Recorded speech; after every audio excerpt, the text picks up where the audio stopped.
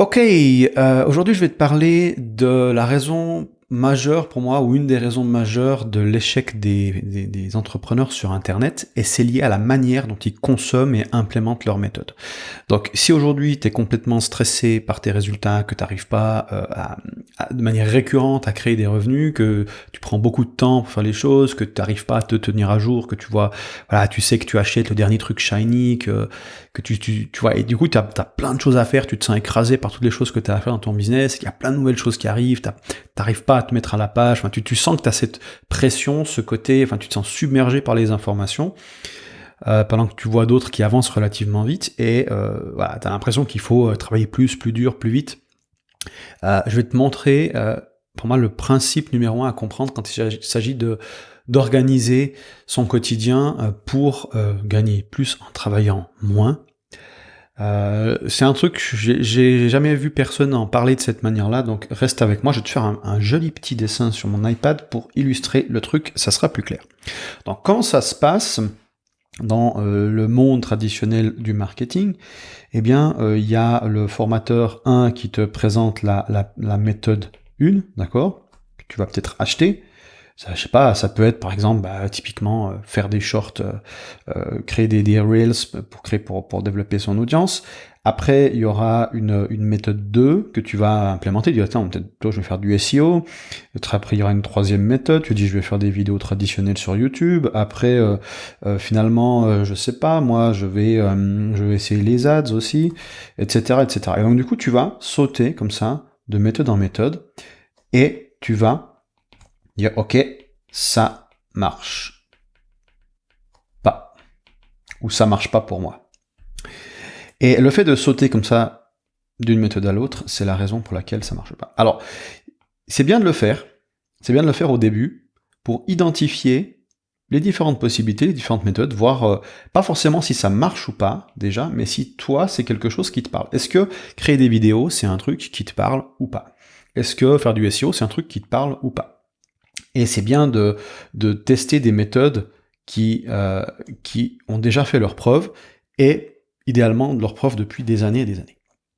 Mais donc du coup, une fois que tu as trouvé ta méthode, le truc à faire, et ça c'est là où la plupart des gens pêchent, c'est de faire, en toi, si tu as choisi la méthode 3, tu vas faire quoi? Tu vas faire une première itération, une deuxième itération, une troisième itération, etc. Et ta méthode, tu vas vraiment la penser en itération. C'est-à-dire que tu vas rester sur une méthode et refaire encore et encore et encore la même chose. Et à chaque tour, tu vas améliorer. D'accord. L'amélioration, pour moi, l'optimisation, c'est ce que j'appelle l'optimisation de faire. D'accord, c'est joli, hein. Donc, F pour fun, donc comment rendre ça plus fun, comment rendre ça plus efficient, d'accord, donc plus rapide, enfin moins d'efforts pour plus de résultats, et le dernier qui est toujours oublié et qui est capital, c'est plus résilient. La résilience, c'est voilà, s'il y a des problèmes, genre tout d'un coup je ne bosse pas pendant 3 semaines, qu'est-ce qui se passe? D'accord. Est-ce que je continue à gagner de l'argent? Si tout d'un coup, est-ce que cette méthode-là, parce que les choses vont changer, tu vas par exemple avoir un système d'acquisition basé sur les shorts et les reels, c'est absolument pas résilient du tout, parce que cette méthode elle est très récente, et elle produit des résultats, donc elle est extrêmement efficiente, et peut-être qu'elle est fun à faire, mais elle est probablement pas résiliente. Pourquoi? Parce qu'elle est trop récente pour savoir si dans quelques années, cette méthodologie sera encore là. Parce que si tu bases toute ta stratégie sur l'acquisition basé sur des shorts, sur des reels, et il y a fort à parier, même que déjà d'ici une petite année, ça marche plus aussi bien. D'accord? Ça veut pas dire qu'il faut pas le faire, c'est juste qu'il faut avoir conscience de la résilience des méthodes que tu choisis. Ça va durer dans le temps, est-ce que s'il y a un problème, tu as un backup, une autre manière de faire, etc. Donc forcément, au début, quand tu démarres une nouvelle méthode, au début c'est fun, c'est pas forcément efficient ni résilient parce que t'as encore pas bien appris la méthode, mais c'est fun. Et puis peut-être qu'avec le temps, ça va devenir un peu moins fun, mais tu vas l'améliorer, elle va devenir plus efficiente. Et après, tu vas vouloir améliorer sa résilience en dernier recours. C'est pas linéaire, hein, mais j'entends, on veut penser à ces 3 axes d'amélioration d'une méthodologie. Voilà. Le fun a tendance à baisser, c'est pour ça que pour augmenter le fun, on va augmenter le challenge, d'accord? Même méthode, mais des résultats plus élevés, et donc du coup, ça va t'obliger à aller chercher plus haut, aller remettre en question aussi ton modèle, parce que de temps en temps tu remets en question aussi fondamentalement ta méthode, ce que tu fais. Mais ce que je veux dire, c'est que tu veux rester extrêmement simple, hein, donc dans l'intelligence, il y a une notion de simplicité, et dans la résilience aussi, il y a une notion de simplicité, hein, d'ailleurs. Plus c'est complexe, moins c'est résilient, hein, parce que plus c'est complexe, plus il y a de chances que le truc pète. Donc on va vouloir voilà, faire des itérations. Et là où je veux en venir, c'est que tu vas vraiment voir ta méthode comme des blocs que tu vas répéter, d'accord? Par exemple, moi, j'ai un système où je crée un funnel avec une offre, un deuxième tour, un troisième tour, un quatrième tour, donc c'est chaque fois le même système qui me permet de créer des nouveaux funnels, d'accord? Et donc du coup, à chaque tour, ok, chaque fois que je le refais, chaque itération, eh bien, j'améliore mon système, je deviens plus compétent à l'utiliser, donc plus rapide, plus précis, je sais sur quelles variables me concentrer intuitivement, je commence à sentir les choses, tu vois, parce que je crée une sorte de stabilité dans un environnement qui est extrêmement chaotique, tu vois, autour, tout le marché qui change et tout, donc du coup, la méthode, elle devient plus résiliente, parce que par exemple, j'apprends il y a différents niveaux de sophistication marché, d'accord? Est-ce qu'on a un niveau de sophistication, une promesse simple ou une promesse étendue? Est-ce qu'on doit mécaniser? Est-ce qu'on doit mécaniser de manière étendue, etc. Bon, c'est des trucs qui ne parlent pas forcément, mais pour moi, c'est un système qui me permet, malgré les changements, de continuer à faire ce que je fais, en adaptant le message, en s'adaptant à l'extérieur. Mais j'ai un système comme ça qui tourne et qui s'améliore. Et donc, du coup, je maîtrise ce système.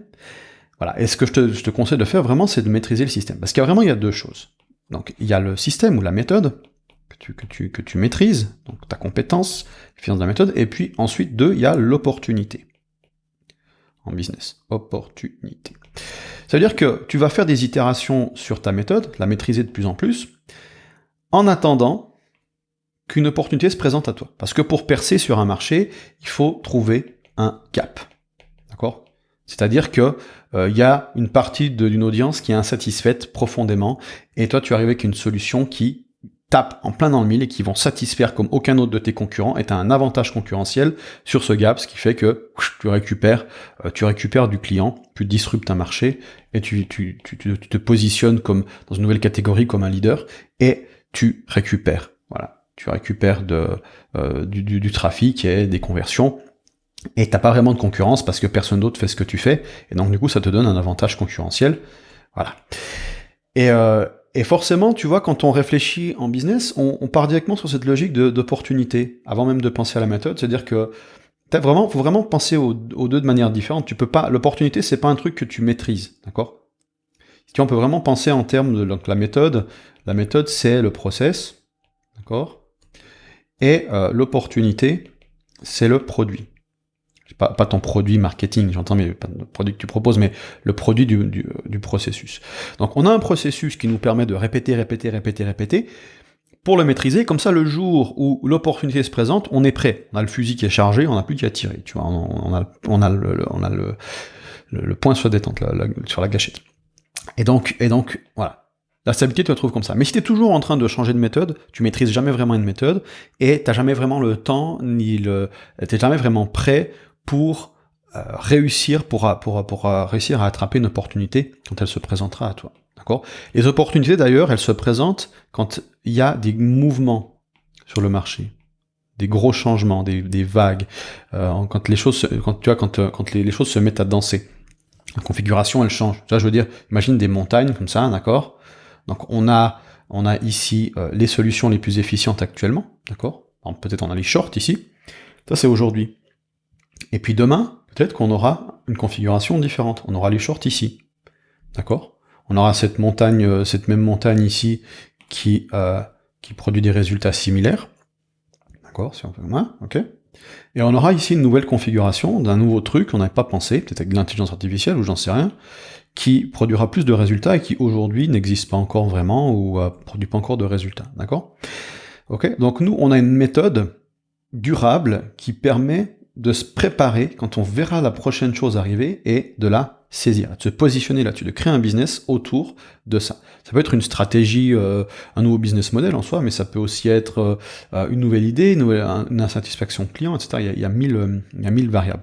Et il faut vraiment penser que ces choses vont bouger. C'est-à-dire que les shorts aujourd'hui, ça va marcher, mais ça va pas marcher forcément. Ça peut marcher 10 ans, ça peut marcher 6 mois, ça peut marcher, on sait pas, tu vois. Et donc du coup, on va essayer majoritairement de concentrer donc la méthode qu'on crée, qu'on maîtrise, sur des variables qui sont le plus fixes possible dans le temps. C'est-à-dire qu'on va regarder dans le passé, d'accord, parce que il y a un passé, hein, d'accord. Donc tu vois, il y a, je sais pas, peut-être là c'est aujourd'hui. Là, c'était hier, tu vois, peut-être il y a 10 ans, puis là, c'est peut-être dans 10 ans, d'accord? Donc, du coup, on va aller regarder les changements passés, qu'est-ce qui était déjà là? On a notamment une chose qui était déjà là à l'époque, qui a beaucoup de chances d'être encore là demain, c'est l'email marketing.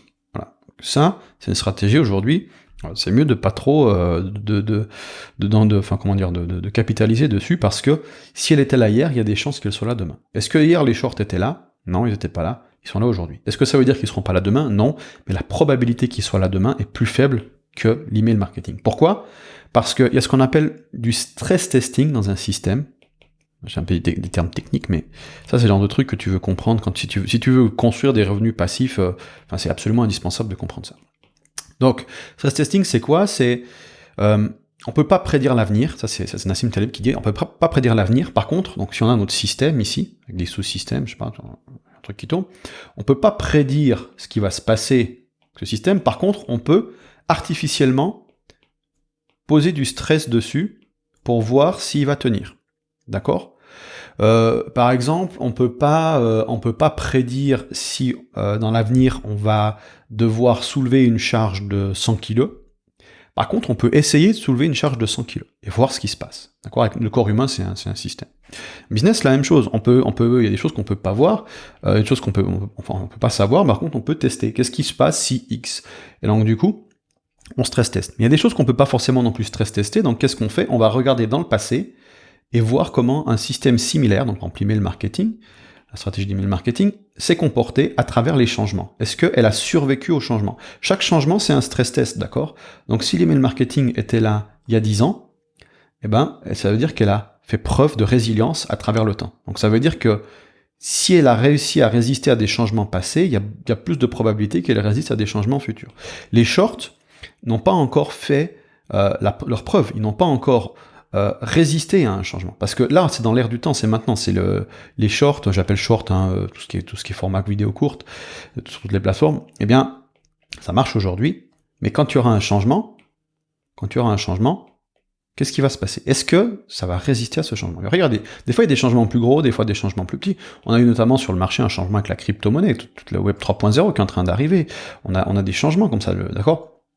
Et donc du coup, voilà, on veut mettre en place une méthode qui nous permet nous préparer face à ces changements. Et quand il y en a un changement qui se passe, on change pas toute notre méthode, parce qu'on veut une méthode qui est déjà stress testée, et on se prépare à faire quelques modifications du style, tu vois, par exemple, en ce moment, si tout le monde parle des shorts, pour attirer l'attention, tu vas parler des shorts. Même si tu es contre les shorts, tu vas quand même parler des shorts. Quand le marché est pour la crypto-monnaie, tu vas parler de crypto-monnaie. Même si, je veux dire, c'est pas le truc que tu enseignes forcément, tu peux attirer leur attention, tu vois. Qu'est-ce qui les intéresse dans la crypto-monnaie et comment les récupérer depuis là et ensuite leur vendre tes trucs à toi derrière, tu vois. Donc on va toujours s'adapter aux changements et on veut une méthode, voilà, qui dure. Donc on teste des méthodes, regarde des méthodes qui sont là depuis longtemps et puis répète la même méthode. Améliore ta méthode. Ça peut paraître plus chiant, c'est d'ailleurs le principe du shiny. Le shiny, il est pas tant dans la méthode, le shiny, il est dans l'attitude de changer, de sauter d'une méthode à l'autre. C'est ça, c'est une attitude shiny.